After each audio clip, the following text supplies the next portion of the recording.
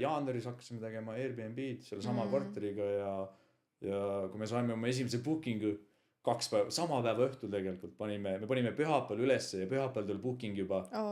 Ja siis mõtlesin, et tegelikult ka ja niimoodi tehakse raha.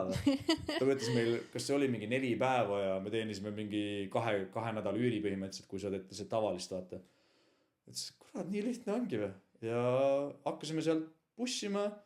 See on busy, see on siiamaani see kvartal mul alles. Ma tegin selle just, tegin sa ise tegidki kõik renoveerimised? Reno tegin ka ise, ainult plaatimise võtsin sisse, kui ülejäänud tegin ise. No eestlane, kõik tuleb ise teha ja isa on ehitaja, vend on ehitaja, siis kuidas ma saan nõrgem olla, teen ise ka ära.